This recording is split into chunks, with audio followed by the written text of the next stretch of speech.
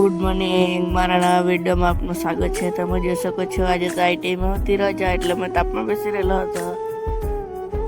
આજે તો તમને મોર્નિંગનો વ્યૂ બતાવું.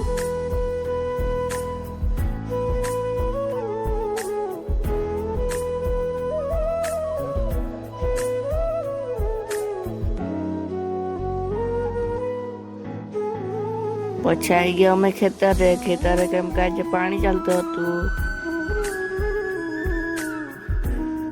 પછી આજે તો શનિવાર હતા એટલે હનુમાન દાદાના મંદિર આવી ગયા.